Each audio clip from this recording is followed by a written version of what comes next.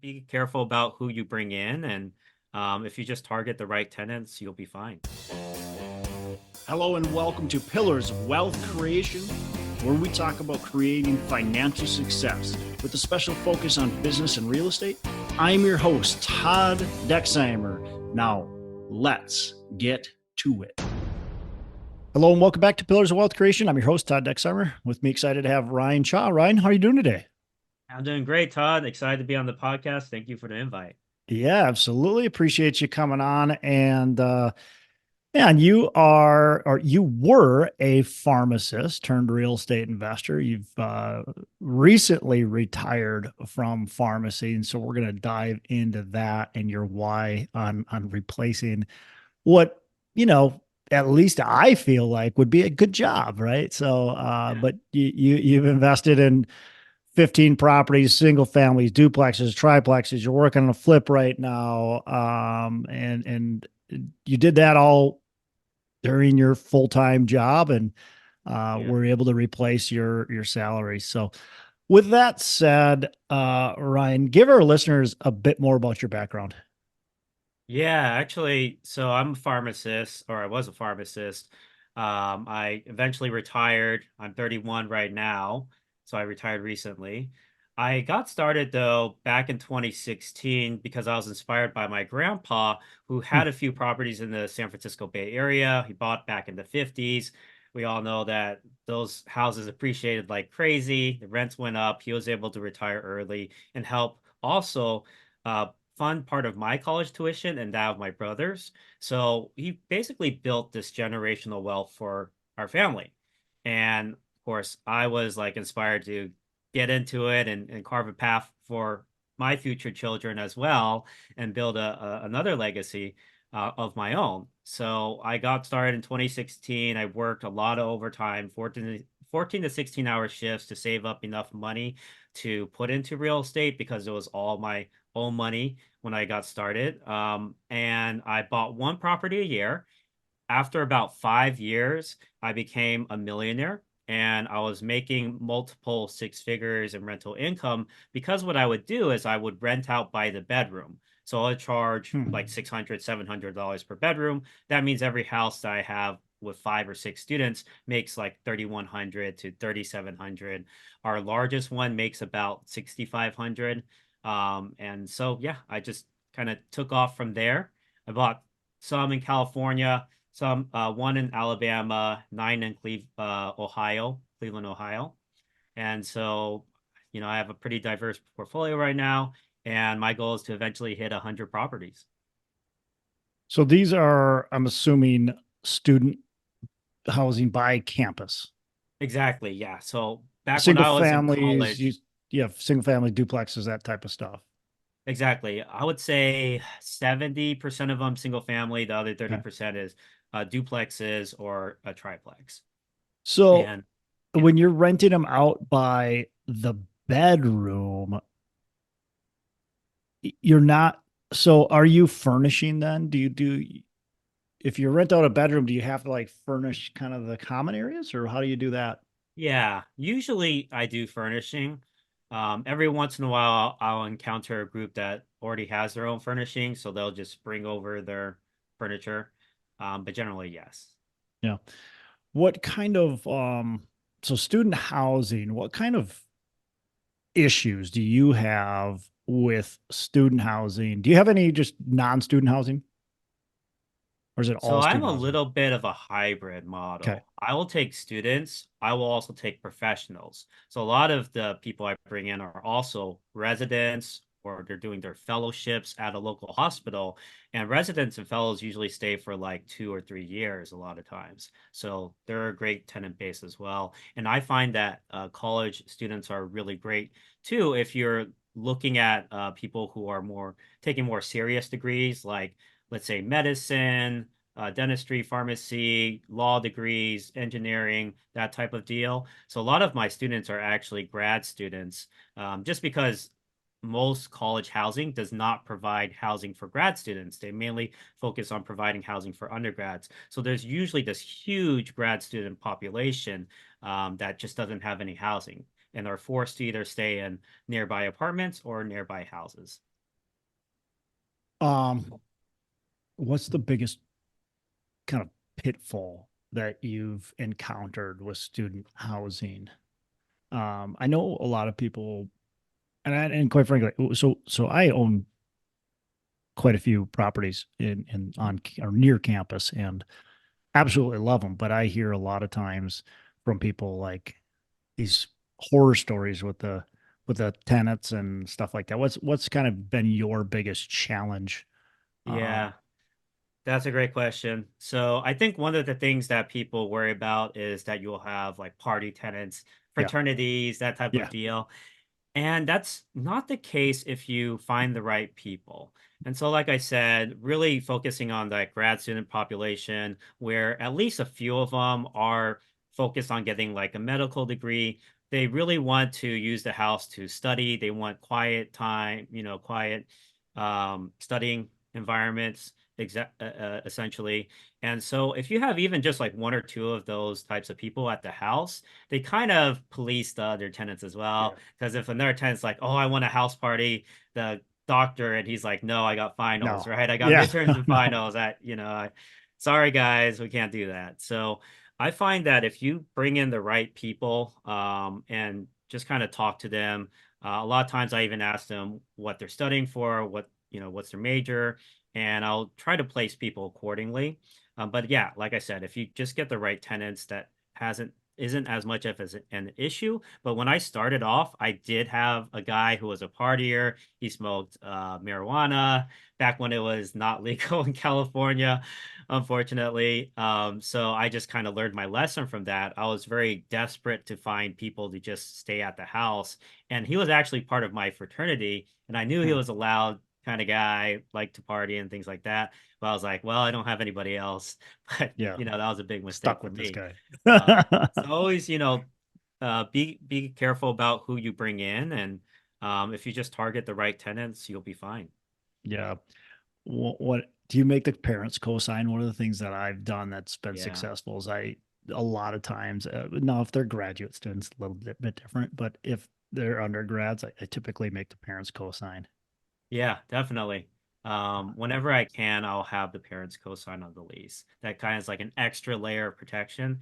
And let's say there is something that goes on with the tenant, you can always go to the parent and say, Yeah, "Hey, this is what's going on at the house. Can you guys right. step in?" And that'll work. Yeah, That you know, happened for the first tenant. yeah, I've owned properties in near campus since 2009, Yeah. and I've never had an incident, quite frankly. And don't get me wrong. I mean, I'm sure the people I rent to party and have a good time. They're just not throwing big bashes, big keggers, stuff like that, at least that I'm aware of. And if they do, they're good. They're good at hiding it and they keep it clean. Yeah. We had one group of boys. It was just two guys that I don't even I can't call it trashing the place. They caused a little bit of a mess, right? And they didn't paint, they didn't clean. Their walls were dirty and stuff like Right. that. And but the parents co-signed, and so I called the parents up and said, "Hey, just so you know, there's a bunch of damage to the property. Your Yeah. son's not going to get their security deposit back."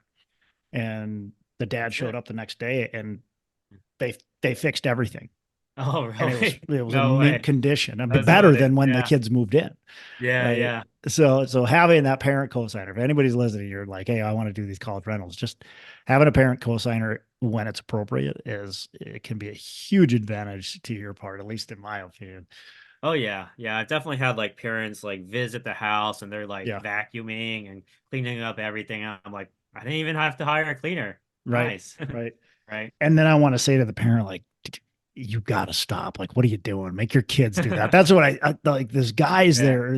there. He's like painting the apartment. I'm like, what are you doing? This is your kid that damaged Yeah. this place.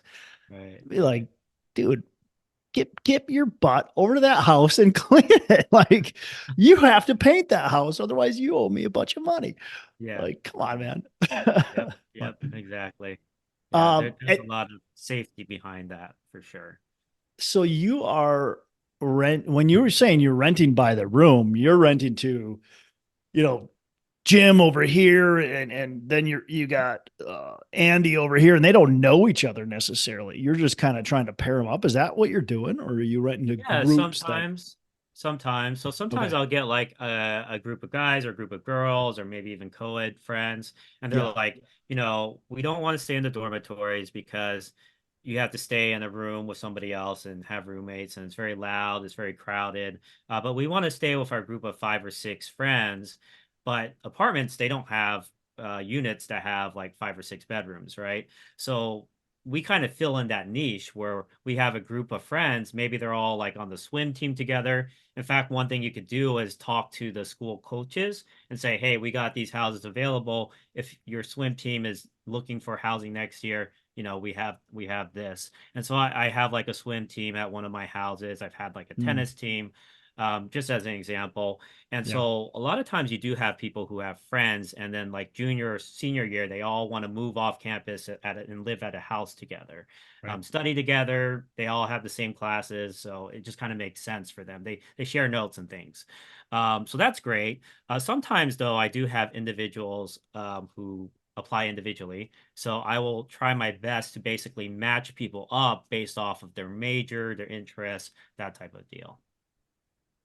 So somebody who wants to get near campus, what do you look for in properties that you say, hey, I feel like this one's going to be successful. We can buy this. And how do you find those deals? Is it just straight MLS, or where are you finding these deals?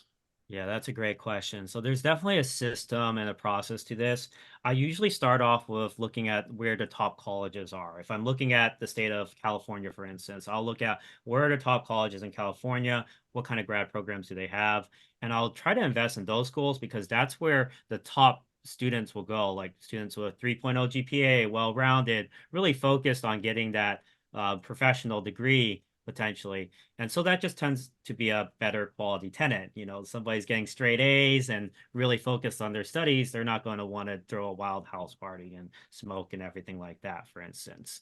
Yep. So I start there, and then I'll look at the median Are you home looking for pricing.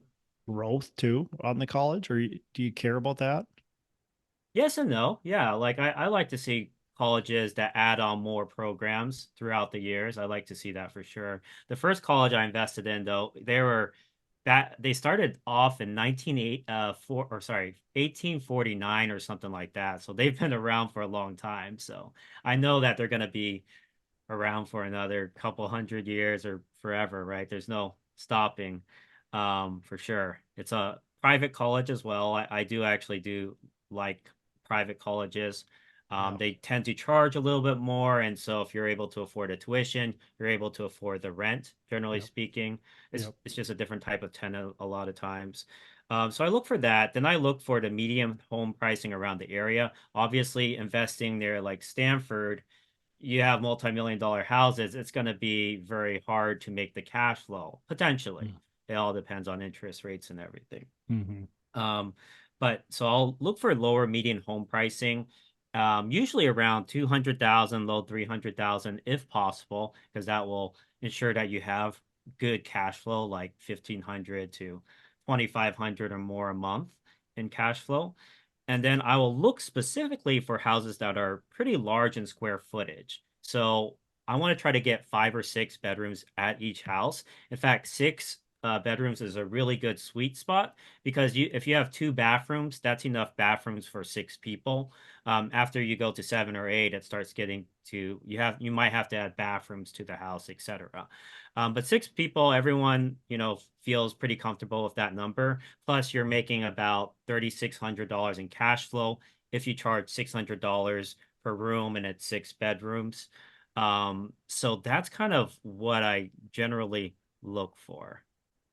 Yeah. And by the way, one tip here, because I deal with a market that you cannot have more than four unrelated adults in the Yep, same yep. house. So check your local ordinances. Don't go by a house that has 6 bedrooms and you can only rent four of them out, or have to be really cognizant of how you rent them out. That could really change your strategy So I think that's That's a super very important important. point. I don't know how many cities that is even applicable to, but I know where I am in Minneapolis and St. Paul, if you have it, basically you want a 4 bedroom, because if you have a 5 bedroom, it doesn't do you any good, right? It just doesn't add any value to you. Um, I, Yes, and what I would say is be careful with those laws.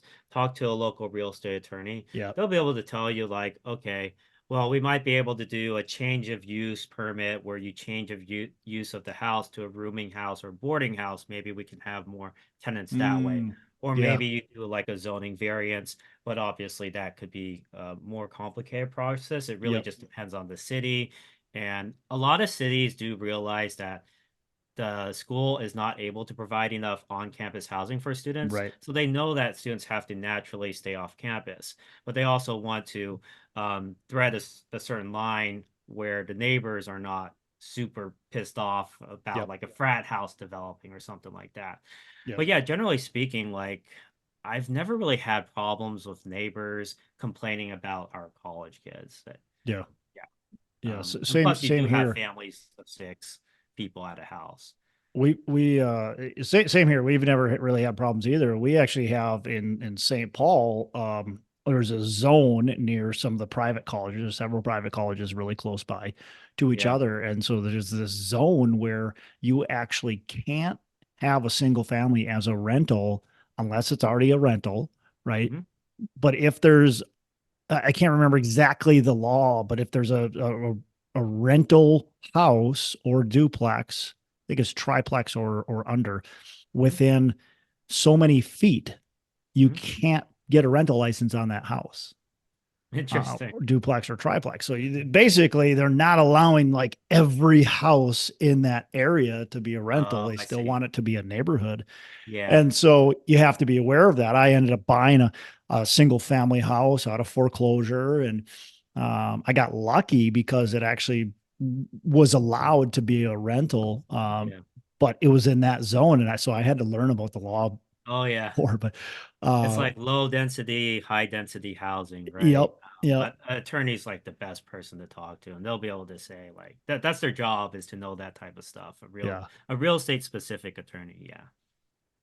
How about new housing? Are you paying attention to what's going in the market? What's going on with apartments being built and other development happening?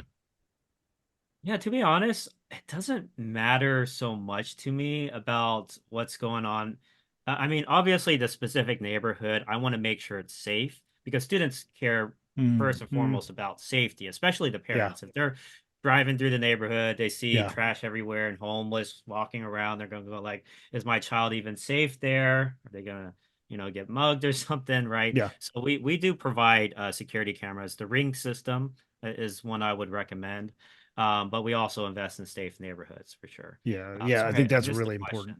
Just because it's close to a college campus doesn't mean it's safe. Like, Yeah, be yeah, aware. exactly. They're So that's the Mark. biggest thing. I don't know if you know anything about Marquette in Wisconsin, but Hmm. it's a private college, just located smack dab in a terrible neighborhood, Yeah, right? So if you literally go outside of like the campus walls, like there's, it's dangerous. Like yeah, yeah, you can get mugged, you can get shot. Like it's dangerous. You don't want to right. live off of campus. Yeah, and a Um, great resource I recommend for people if you want to find, the best neighborhood to invest in that is lower median home pricing still and affordable, is crimegrade.org. You can just type in your zip code into hmm, crimegrade.org. It'll give you a heat map of all the locations. Generally, I think, it's green if it's great, it's yellow if it's in between, and red if it's not as great yep, of a neighborhood. yep, But take it a little bit with a grain of salt sometimes because, we don't know how often those maps are updated and, right. neighborhoods gentrify and get better. Yep. So, Oh, that's a big one too. Yeah. yeah, Be cognizant of what's happening in the neighborhood. Just because it's colored red doesn't mean that it's not rapidly improving. yeah, So exactly. So local sometimes it's good to buy realtors, when there's blood on the streets, literally and figuratively. yeah, that's true. A lot of people buy in emerging markets, and that's Uh, one of the smartest things to do. Yeah. well, Ryan, you've got a flip happening right now, and there's some fun challenges going on. Walk me through this flip and the challenges you're having. Yeah, for sure. So, the challenge at the very beginning was it looked like a great flip, but we had two problems. The contractor that we typically use for our renovations, he wasn't as experienced doing a full scale renovation, like a full house flip from the studs, right? And so what happened is he estimated a certain cost, and then he ended up increasing his estimate by about $70,000. We're Wow. like, okay, hold up. This project's not going to What was make sense the anymore. original It was flip? originally less than 200,000. It was like Okay. 180. I think it was the first Okay. one he gave. And then it went So, up to like so increased it like two. 50%. Yeah, it went up like a ton. Yeah, exactly. And so what we had to do was actually find people who are experienced specifically with doing large scale flips, new builds, that type of stuff. Because they can give us bulk pricing. A lot of times, if you, for instance, buy materials, you can buy it all from one place and ask Yep. them to give you a big discount. So Yep. you go to Lowe's, ask them to give you a discount on a certain amount of items, then go back to like Home Depot and say, hey, Lowe's gave me this estimate, can you guys beat it? And they will actually try to beat it. Yep. So you can kind of do that. So there are a lot of different changes when doing a large scale flip versus like small renovations to put up bedrooms, right?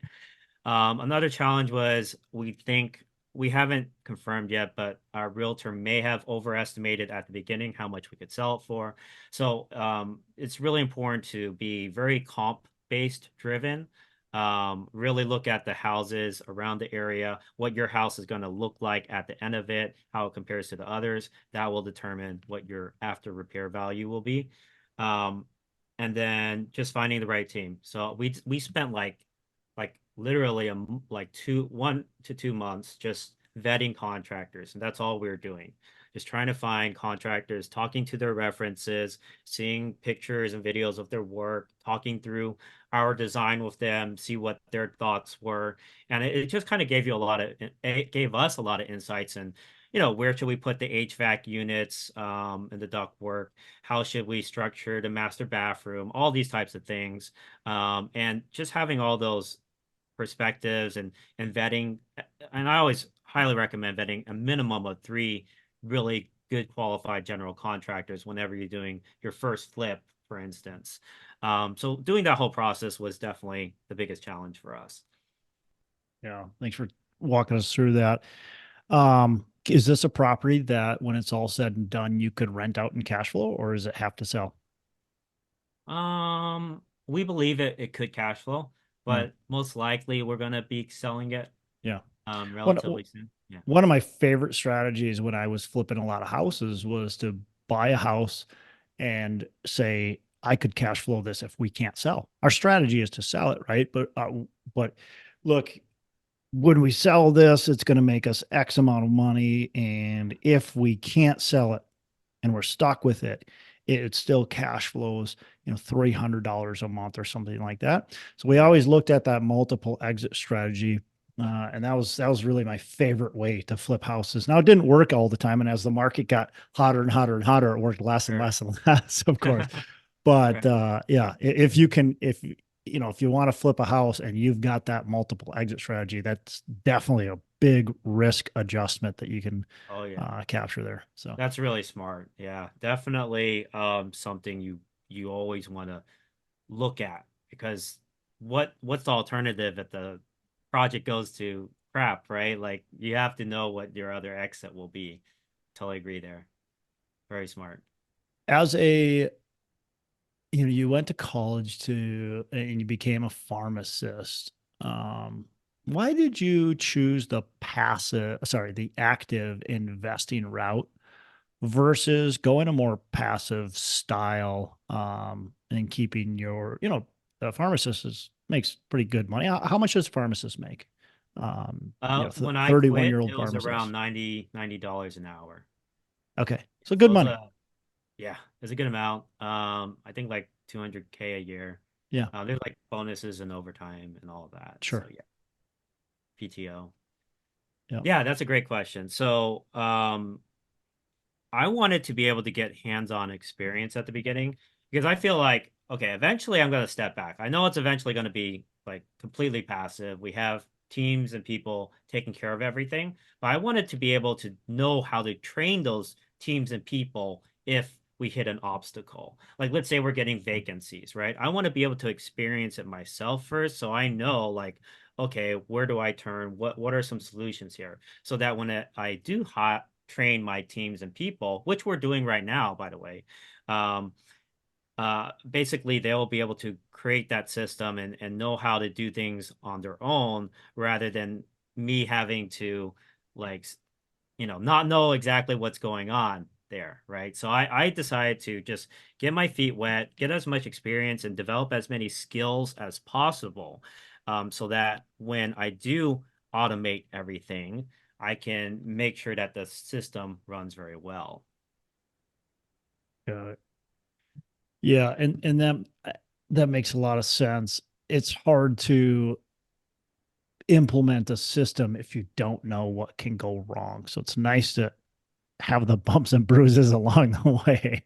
Uh, Yeah. it it sucks to have them, but it's nice to have them to where you can say, okay, we got to do it this way. This is a better way, and so I can train people in to do it this way. What is a maybe one of your bigger mistakes or just a mistake that sticks out in your mind right now as we're speaking that you made, and how have you learned from it?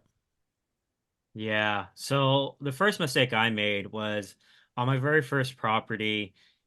I got a call, I think about 4 months into it, and the tenant that moved in was like, "Man, there's like sewage that's coming out of the kitchen sink. It's all over the kitchen floor. It's backed up into the showers, and it's sewage, and it smells, horrible. Like it smells like sewage." So I had to call up a plumber. It was like at 11 p.m. at night. I had to call up a sanitation crew. They found that the line was broken. We had to replace the line, the sewage line. It was like $9,000 or so because it was a pretty long line. And I was like, man, is this going to happen throughout the rest of my journey, right?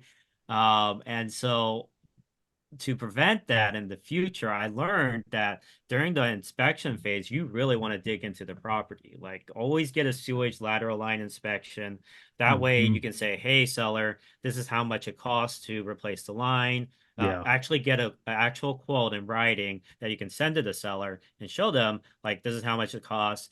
If you don't want to put this up, then we have to come to some sort of agreement here, or we might back out of the deal. And a lot of times I've been able to have the seller pay up to 10,000, at least $10,000 in closing costs. I think our biggest seller paid about 20,000. They brought the price of the property down 10,000 and they paid like 10,000 towards closing costs. So it really does make a huge difference doing all those inspections and the due diligence. Yep. Well, look, there's just certain things you can't see. I mean, Ryan, if you're buying one of my properties and you are doing the due diligence and you tell me, hey, man, I got to get a price reduction because there's old windows, I'd be like, go buzz off, right? You saw Yeah, those windows, you knew they were old. Like, come exactly. on, man, just get out of here. But if you go, hey, man, underground, there's problems with your sewer, Yeah, and here's the report, and here are the costs. Like, oh, crap, like I didn't know that, right? yeah, I gotta, of course, I gotta work with this guy because yeah. I didn't see it, right? I couldn't. Right. It's not there. Um, so that's huge on inspections. First, be smart about it in front end. Like, look, if you see it, on tell the seller about it before you make the offer. Like, hey, I see your windows are all bad. I got to replace that. Please. This is why I'm offering 200,000 versus 225,000, right? Yeah, yeah, But if you don't see it and you do your inspection, a buyer or seller is going to work with you more than yeah, likely. And if they don't, well, they don't. Like you just have to walk away, right? yeah. But there's too many. I've made that mistake. And I'll tell you a perfect example. Like we just bought an apartment complex, 124 unit apartment complex, and we did sewer scopes, and we noticed some issues with what was going on with the sewers. If I didn't notice that, we ended up renegotiating with the seller because of it. If I didn't notice it, it would have cost us about $500,000, Wow. 500 grand. Like, Jesus. you know Yeah. what I mean? Out the And window. a, a lot of people wouldn't have because they don't do that thorough of inspections. So, yeah. Yeah, exactly. So important to do. Yep. Yep.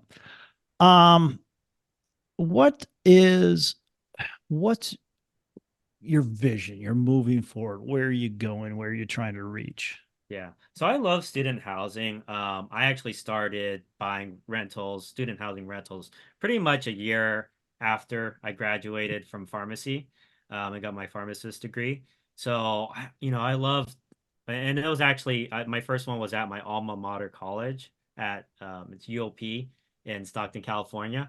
And I just rented out to like pharmacy school students, dental students, some of my old friends potentially people I knew, and I kind of had this connection with that college. And I love doing it just because it feels very rewarding. You are providing this affordable housing, you are providing this service. I even had this student who was in pharmacy school, and he was like, "Hey, man, I know you're at a uh, working at Kaiser." As an infectious diseases pharmacist, can you just give me some advice for like how I should set up my career path so that I can achieve that as well? And then, I was able to tell them what clubs you should consider, organizations, what type of internships to get into, that kind of thing, right? So I like giving back to the community, and I always felt drawn towards that, and that's why I kind of did this. The other thing is, of course, I was able to scale faster because I would double the rental income at a typical single family home. Rather than renting it out for 1,500, I'll be able to rent it out for 3,600, make a lot more cash flow so I could continue to buy more and more student rentals and grow the legacy, grow my legacy. Yep. But it's a win-win situation because the student themselves, they're paying half the price of on-campus housing. Right. So, I'm always going to be into student housing, even 10 years, 15 years from now. And my goal is to just I bought like 9 in Ohio this last year and a half with my uncle. And my goal is just to continue to grow like that, build our brand, build our reputation, provide the very best student housing or be the best student housing provider in the areas that we're in and kind of chase that excellence. I think it's, if like Tom Brady, right? One of his things is like chasing excellence. And it doesn't really matter what's going out around you, as long as you do become a better person tomorrow than you were today, or just make a 1% change and 1% improvement every single day to what you do, that is a very fulfilling life. Because when I was young, I was like, man, what's the meaning of life? Why am I here? What am I doing? And I think eventually I came to that conclusion, I just want to be a better person every day. Like just Mhm. try to chase excellence, master what I do. And that's very fulfilling for me. Yeah. That's awesome. These are, I'm assuming, long-term holds. You're not trying to find the property that has the most amount of equity, rent it out, and then sell it. Correct. Although I did sell my very first property. I bought it for 262,000. I sold it for 437,000. It was in California. Not a And bad there's just deal. so much equity in it. It was Yeah. paid off and everything. So I was like, okay, well, with this amount of money, I can buy like 8 rentals over out in Ohio because it's a lot lower, home prices. So I was like, Yep. okay, I'm gonna go ahead and do that. So every once in a while, I may sell a property, so that I can put that into investments that maybe have a higher income return or something like that. How is owning your own business? I'm going to give you a positive and a negative. So, how's owning your own business been negatively impacted you, or maybe don't want to sound that bad, but how has it like caused disruption in your life? Owning your own business, owning your own Yeah, real estate. the good part about the 9 to 5 is you know exactly what to expect. You get Yeah. a paycheck at the end of every month, right? And that's it. You after 5 p.m. or whatever, you don't have to worry. Like unless you're in tech business, maybe they have you do after hour stuff. But for me, it was like you go home at 5, you're done, right? For business, it's a little bit different, right? If you have an emergency problem, like I think one time we had our pipes freeze and then they burst and then the place was like raining inside the house. That's That a was on our joy. flip, by the way. you got to deal with it, right? Yeah. You're the guy. Unless of course you build that system, and that's what we're slowly doing is having teaching others how to handle those types of Yep. situations. Still But going to have to yeah, handle business. them though, to an extent, right? It's still Yeah, going to be the yeah, phone call, yeah, still going to be the notification. It's not like it goes away yeah. completely. Now, do you have to go to the property if you have the Oh right no, systems? definitely not. No, right? Do you Yeah, have to deal with it? But you're still going to hear about it. You're still going to it's still going to know affect about it. your pocketbook too. Yeah, yeah, yeah, exactly. And so part of it is developing that mental fortitude. But I Mm, think one thing is if you do it long enough, you kind of just get used to it and it doesn't yeah, really affect you mentally. You're like, oh, it's another Monday, you know? yeah. It's not that big of a deal. And you kind of get really good at dealing with kind of like your emotions as well and Mm, understanding how your psychology works too. yeah. And so like I read a lot of mindset books and kind of developing that type of fortitude and developing that leadership is something. I know we're talking about how negatively impacts you, but Well, I the want to know negative how it actually, positively impacts you too. yeah, So that was kind of where I was going with it. Look, being an entrepreneur, it is a tough. It is tough. It's challenging. There's days where it's like this sucks. Like I'm getting beat up, right? I'm losing money, I'm losing yeah, sleep. yeah, People are calling me bad names, whatever it is, right? But then there's the good yeah, part too. right. Oh yeah, for sure, man. I've had people who are like, what is wrong with you? Like you're a scummy landlord, that type of stuff. It's Yeah, like, yeah, they're just it's a complaint, yeah, People complain. Everyone complains, right? yeah. It's just a complaint. But yeah, I totally agree. It's it's kind of tough. I mean, that transition, not everyone's prepared for. I don't think you can necessarily ever be prepared for it, but eventually it becomes pretty normal and it doesn't really affect you as much. You learn how to handle those emotions, how to handle situations, take leadership or train others to take charge for that. Yeah, absolutely. Okay, Ryan, I got a couple last questions and we're gonna wrap up. So, what's a favorite book you can recommend to our listeners? Well, for real estate, if you haven't read it, of course, Rich Dad Poor Dad by Robert Kiyosaki, and of course, like Millionaire Real Estate Investor by Gary Keller. I think that one's good for like thinking in terms of your long-term vision. Where do you really want to, like, how do you want to build a multi-million dollar or $1 million rental portfolio?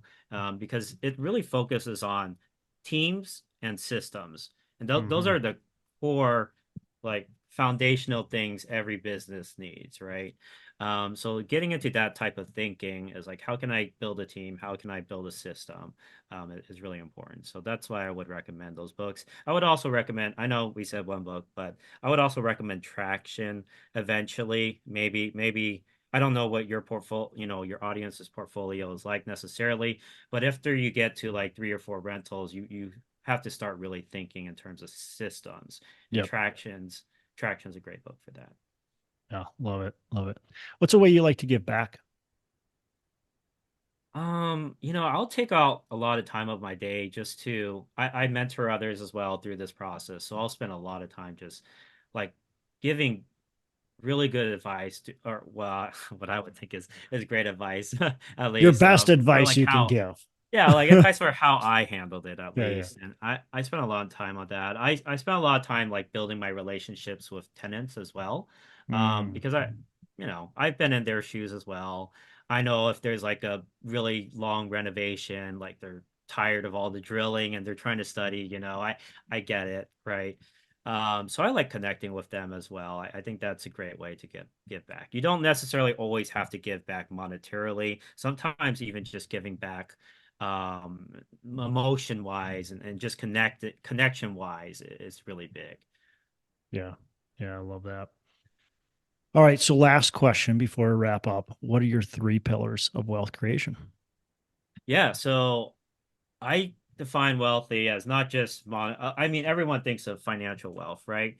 But I think there's two more important ones than finances. Actually, if you were on your deathbed, right, what do you think about? And it's definitely not finances, No. right? So number one, I would say is your health. So for me, I do jujitsu 3 times a week, 3 to 4 times a week. I really enjoy it. I'm part of a community. I, keep active. I stave away pre-diabetes or diabetes or whatever. So I think number one thing is health. And if, you feel overwhelmed and everything, you don't feel like you have enough time, you can make time for your health. Like Yeah. if you do that, you're going to think faster, you're going to move fast, everything will just become more efficient, faster, and you'll feel healthier, you'll feel better about yourself every day. Yeah. And If you'll you've got waste less 30 time. minutes in your day, you can figure out how to do something to Oh improve your yeah. health. Yeah, exactly. Yeah. Yeah, yeah. So I would say that's number one for sure. And I know a lot of people slack off on that, but for me, it's, yeah, you cannot slack off on that. It's a non-negotiable.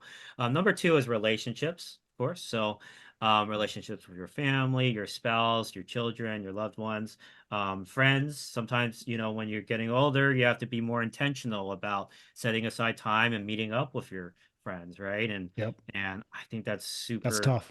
yeah, that's definitely second for sure. And then the last one, I would say, I actually didn't mention money in this one, but I would say fulfillment or impact. What Mm. kind of legacy do you want to leave for your kids? How do you want to be remembered? What do you enjoy doing? And what's really great about real estate investing is that it really does create that point of you have this passive income coming in and it's leveraged income. Other people are kind of handling your operations. And so you get to choose what to do with your time rather than feeling like, I have to go 9 to 5, 5 days a week and being stuck with that until 65.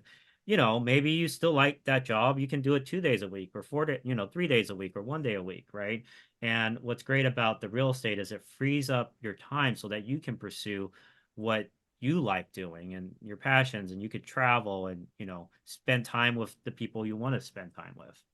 So Yeah. that was the biggest thing for me. Love that.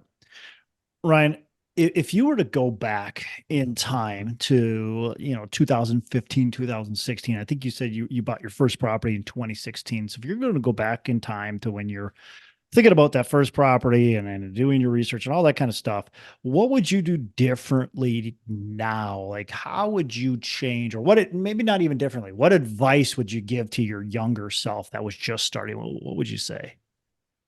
Yeah, honestly, I mean, I hear this question a lot, but I would say one of the things I subscribe to is not having regrets, because even when you make mistakes, they could be blessings in disguise. Because what I say is like that $5,000 mistake saved me $100,000 from $100,000 mistakes when I reach a portfolio of 20, 50 properties, whatever, Yep. right?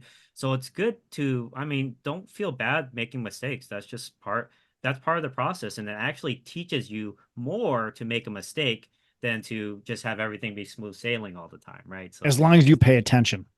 yeah, exactly. So yeah, definitely always get your takeaways from it. Like, what did Yep. I learn from it? Do a debrief. But yeah, I think for me, I would say don't be afraid of failure. Don't be afraid of making mistakes, because that just keeps most people paralyzed from even getting their Yeah. first deal. Like, you just got to get into it. Even if you lose money. And I think most investors at some point during their life, they lose money on something, but then it teaches you, right? Yep. Teaches you how to scale faster, or it teaches you how to build relationships better. It teaches you how to be a better leader. Yeah, I've got a mentor who's been in the industry for a very long time. And he said, one thing I can promise you is you will lose money if you do the business Yep. for a long period of time, you will lose money. Yeah, And if you don't, that means you're not taking the proper risks to grow and challenge yourself. exactly. Yeah. So, So don't be yeah, afraid of it. It's better than throwing your money into GameStop and losing it that way. Right? unless you That did it right at the right help you time. lose Yeah. money. Yeah, you don't learn much from that necessarily. No, But love it. yeah, I mean, it's fine, right? The money will always come back to you. Yep. Just continue along with it. Awesome, Ryan. Really appreciate the information. We covered a lot of different things, a lot of good advice in here. How can our listeners get in touch with you?